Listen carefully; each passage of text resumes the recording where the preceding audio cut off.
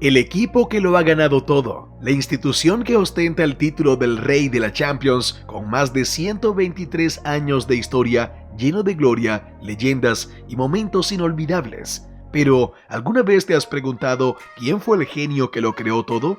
¿Quién plantó la semilla de lo que hoy es el club más grande del mundo? En este video conocerás al hombre detrás del nacimiento del Real Madrid, el origen de una leyenda, la historia del creador del equipo más ganador de todos los tiempos. ¡Comencemos! El Real Madrid, uno de los clubes más grandes, poderosos y emblemáticos de la historia del fútbol mundial, no nació siendo una leyenda. Su historia se remonta a finales del siglo XIX, cuando un joven visionario llamado Juan Padrós Rubio, nacido en Barcelona y residenciado en Madrid, tuvo una idea que cambiaría para siempre el destino del deporte rey en España. Juan Padrós y su hermano Carlos Padrós, ambos comerciantes de telas, eran unos apasionados del fútbol, un deporte que por entonces estaba comenzando a expandirse desde Inglaterra hacia el resto de Europa. Inspirados por los clubes británicos y con el deseo de organizar de manera formal el creciente interés de este deporte en la capital española, los hermanos Padrós convocaron una reunión en la calle Alcalá, en una trastienda, el 6 de marzo de 1902. Fue en ese pequeño encuentro donde nació oficialmente el Madrid Fútbol Club. Juan Padrós fue elegido primer presidente del club y desde ese momento se dedicó a sentar las bases de lo que con el tiempo se convertiría en una institución deportiva de talla mundial. En esos años iniciales, el equipo vestía de blanco como homenaje a los clubes ingleses y jugaba en campos improvisados, muchas veces en solares de tierra, lejos de la pomposidad y los estadios colosales que hoy conocemos. En 1905, bajo la presidencia de Carlos Padrós, el club alcanzó su primer gran éxito deportivo al ganar la Copa del Rey, lo que consolidó al equipo como una potencia emergente. Poco a poco, el Madrid Fútbol Club comenzó a ganarse el respeto en el ámbito nacional. En 1920, el rey Alfonso XIII le otorgó al club el título de Real, convirtiéndose así en el Real Madrid Club de Fútbol. Este reconocimiento real marcó un antes y un después, reforzando el prestigio del club y su identidad. Durante las décadas siguientes, el Real Madrid fue creciendo en fuerza y estructura, pero sería a partir de los años 40 cuando el club daría el salto definitivo hacia la gloria, bajo la dirección de uno de los hombres más importantes de su historia, Santiago Bernabéu. Aquí es donde muchas personas suelen confundirse, creyendo erróneamente que Bernabéu fue el fundador del club. La verdad es que aunque no fue su creador, sí fue el gran protagonista de su expansión, el hombre que transformó al Real Madrid en una institución moderna, ganadora y admirada a nivel mundial. Santiago Bernabéu fue jugador del club en sus inicios, luego entrenador y más tarde presidente, cargo que ocupó desde 1943 hasta su fallecimiento en 1978. Bajo su mandato, el club vivió una revolución. Se construyó el estadio que hoy lleva su nombre, se fundó la ciudad deportiva y se impulsaron fichajes históricos como el de Alfredo Di Stéfano, clave para que el club dominara Europa durante los años 50 y 60, ganando 5 Copas de Europa consecutivas. Mientras tanto, la figura de Juan Padrós fue quedando en las sombras de la historia. Falleció en 1932, lejos de los reflectores, pero dejando como legado una institución que gracias a su impulso original se convirtió en símbolo de grandeza, esfuerzo y éxito. Su visión, pasión y capacidad de organización permitieron que el fútbol madrileño tuviera una base firme y ordenada, dando pie a lo que hoy es considerado el club más importante del siglo XX por la FIFA. El legado de Padrós no solo reside en la fundación del club, sino también en los valores de perseverancia, pasión y amor por el deporte que supo inculcar en sus primeros años. Gracias a él y a su hermano Carlos, nació el Real Madrid. Gracias a Bernabéu, se convirtió en leyenda. Hoy, cuando se menciona al Real Madrid, se piensa en un imperio deportivo, en Champions League, en leyendas como Zidane, Cristiano Ronaldo, Raúl, Modric en victorias épicas y remontadas inolvidables. Pero todo comenzó con un hombre sencillo, un comerciante con una gran visión: Juan Padrós, el verdadero creador de la Casa Blanca. Lo que impulsó a Juan a cumplir su sueño fue en parte la pasión por un deporte que aún no estaba del todo estructurado en España, y también una profunda necesidad de dar forma y organización a lo que hasta entonces eran partidos informales entre amigos y conocidos. Quería que el fútbol fuera tomado en serio, que tuviera reglas, estructura y futuro. Su mentalidad era pionera para su época. No solo quería jugar, quería institucionalizar el juego. Cuando convocó aquella histórica reunión del 6 de marzo de 1902 en la trastienda del negocio familiar, no imaginaba que estaba dando vida a un gigante. Como primer presidente, dedicó sus esfuerzos a organizar los primeros encuentros, fomentar el espíritu deportivo, crear normas internas y promover torneos. Fue impulsor de la creación del primer campeonato oficial de Madrid, que sirvió como base para futuros torneos nacionales. Entre sus logros más importantes está haber sentado las bases organizativas del club. No solo formó un equipo, sino una estructura directiva con reglamentos, actas y una visión clara. Estableció el uniforme blanco también como símbolo de pureza deportiva. Además, promovió la integración y el respeto en un momento donde el fútbol era visto como una excentricidad extranjera. A pesar de que no vivió para ver la magnitud del Real Madrid, Juan Padrós dejó una herencia imborrable. Uno de los homenajes más significativos fue la colocación de una placa conmemorativa en el Estadio Santiago Bernabéu, recordando su rol como primer presidente y fundador. Además, su nombre ha sido incluido en exposiciones oficiales del club, y cada vez más historiadores del deporte resaltan su contribución en libros, documentales y estudios sobre los orígenes del fútbol en España. Las enseñanzas de Juan Padrós están presentes en la esencia del club: el respeto por la historia, la pasión por el juego limpio, la disciplina, la organización y la búsqueda constante de la excelencia. Si bien otros presidentes y figuras llevaron al club a la cima, él fue quien puso la primera piedra, quien imaginó lo que podía llegar a ser. Su visión nos deja una lección clara: no hay grandeza sin fundamento. Sin su iniciativa, sin su coraje y su convicción, el Real Madrid simplemente no existiría. Hoy, cada título, cada celebración, cada hincha que grita un gol está conectado, aunque sea de forma invisible, al sueño de Juan Padrós, y ese quizás es su mayor legado: haber encendido una llama que jamás se ha apagado. La historia del Real Madrid no puede entenderse sin hablar de los hermanos Padrós, Juan y Carlos, dos nombres que, aunque muchas veces han sido relegados al fondo de la memoria, fueron las verdaderas columnas que sostuvieron la creación del club más importante del siglo XX. Su relación como hermanos fue tan cercana como su pasión por el fútbol, y juntos tejieron el primer capítulo de una historia gloriosa que aún continúa escribiéndose. Juan, el mayor, fue el impulsor, el soñador, el que imaginó a un club que diera forma a la afición futbolística en Madrid.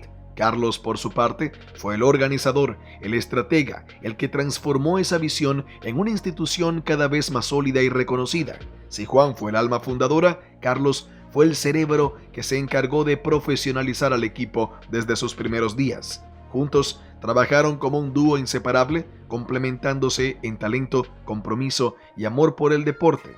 Juan fue el primer presidente del Madrid. Carlos fue clave en la organización de los primeros campeonatos de fútbol en España, impulsó la Copa del Rey y logró que el club ganara su primer título importante en 1905. También fue quien promovió los primeros contactos internacionales y quien expandió la influencia del equipo fuera de Madrid. A diferencia de otros clubes nacidos por azar o modas temporales, el Real Madrid nació de una planificación meticulosa entre hermanos que no solo compartían la sangre, sino también una misma visión de grandeza.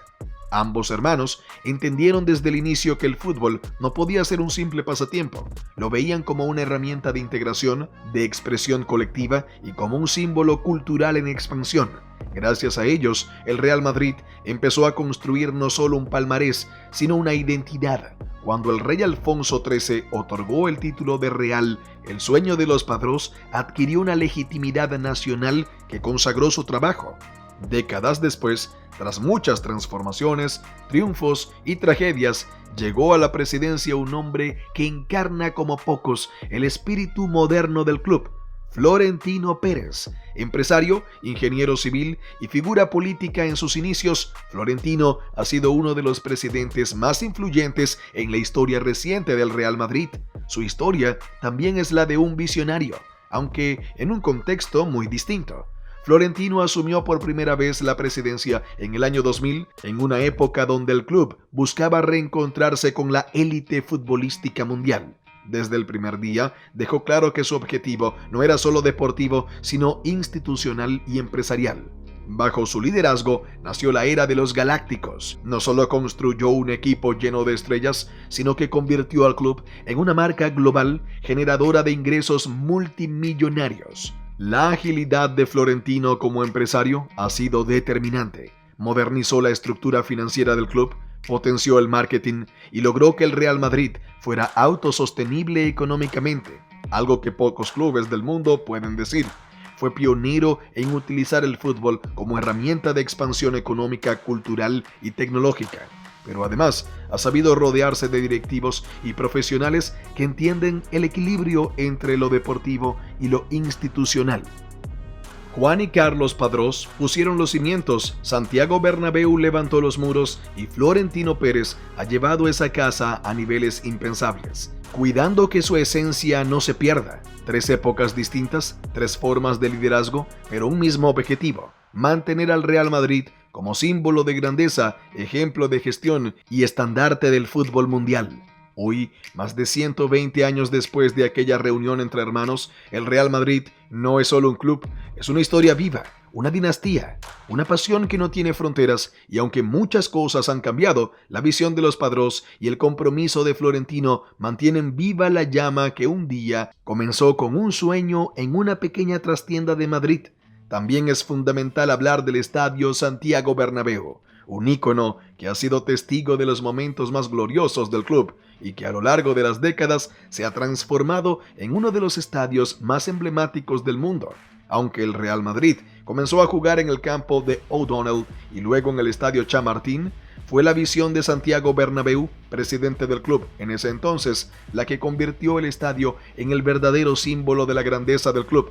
La construcción del estadio comenzó en 1944, en un momento donde el club ya contaba con una gran cantidad de logros y aspiraciones, pero carecía de una infraestructura acorde a su prestigio. Con el aumento de la demanda de entradas y la expansión de Madrid, Bernabéu decidió que el club necesitaba un estadio más grande, moderno y capaz de albergar a miles de espectadores.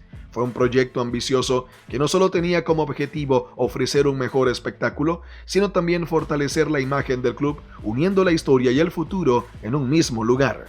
El estadio, que inicialmente se denominó Nuevo Estadio Chamartín, fue inaugurado oficialmente el 14 de diciembre de 1947.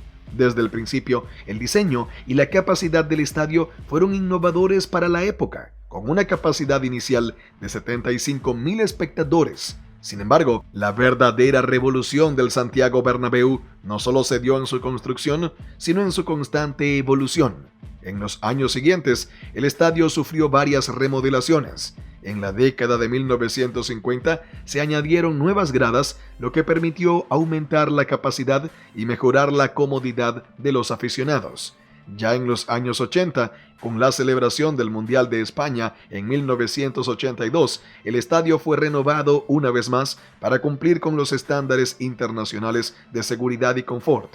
A lo largo de los años, el Santiago Bernabéu se ha ido adaptando a los tiempos, con mejoras que incluyen la instalación de asientos más cómodos, pantallas gigantes, mejoras en la infraestructura de acceso y nuevas instalaciones para medios de comunicación. Sin embargo, la mayor transformación llegó con la presidencia de Florentino Pérez en el siglo XXI. Con el objetivo de seguir modernizando el club, Florentino lanzó el proyecto de remodelación más ambicioso en la historia del estadio.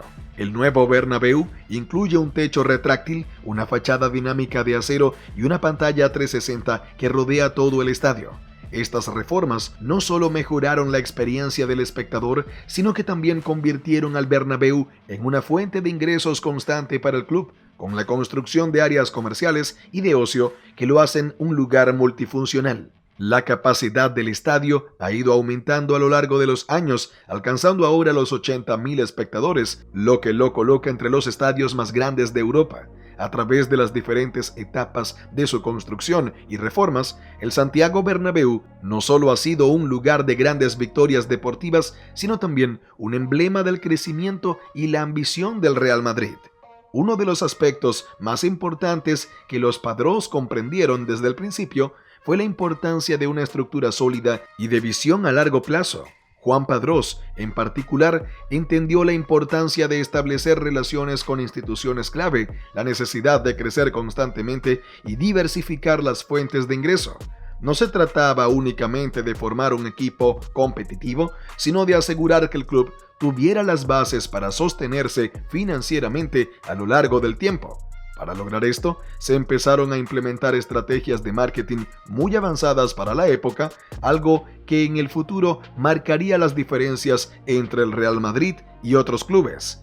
La marca Real Madrid se consolidó a través de la creación de una identidad fuerte y la expansión de su alcance fuera de España. Las giras internacionales, las negociaciones con marcas y patrocinadores y la importancia de mantener una presencia constante en los medios de comunicación se convirtieron en piezas clave del engranaje económico que permitió al club no solo ser un éxito deportivo, sino también una máquina generadora de ingresos.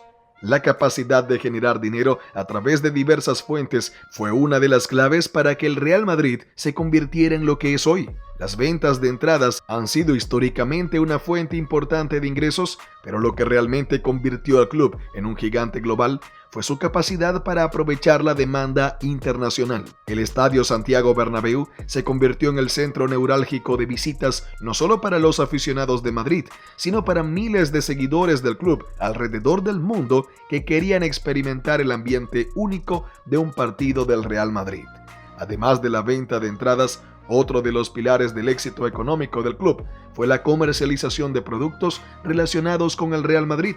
La venta de camisetas, gorras, bufandas y otros artículos del merchandising generaron ingresos millonarios, especialmente al aprovechar la visibilidad global del club y el culto de la marca.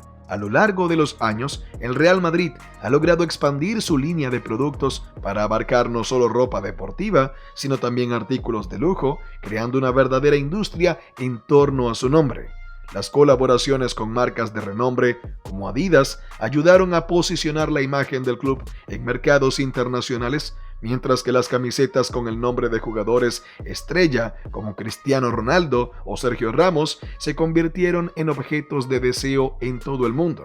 El club también ha sabido maximizar los ingresos provenientes de sus derechos de televisión. El Real Madrid, al ser uno de los equipos más atractivos para los medios de comunicación, ha logrado acuerdos millonarios con plataformas de transmisión que desean ofrecer sus partidos a una audiencia global. Este flujo constante de ingresos ha sido crucial para mantener una estructura competitiva y seguir invirtiendo en nuevos talentos y en la mejora de infraestructuras.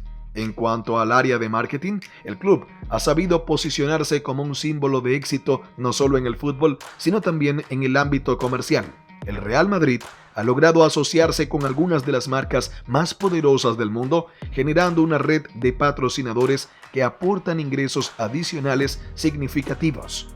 Estas asociaciones no solo aportan dinero, sino también visibilidad global y prestigio, factores clave en la construcción del legado que el club ha logrado a lo largo de las décadas. Pero todo esto no habría sido posible sin la visión y estrategia a largo plazo implementada por los hermanos Padrós y sus sucesores. La estructura organizativa del club, el enfoque empresarial y la toma de decisiones inteligentes en momentos clave han permitido al Real Madrid mantenerse en la cima tanto deportiva como económicamente. La clave del éxito fue la capacidad de crear una marca fuerte, cultivar una base de seguidores global y generar ingresos diversificados que permitieran no solo financiar el presente, sino también asegurar el futuro del club.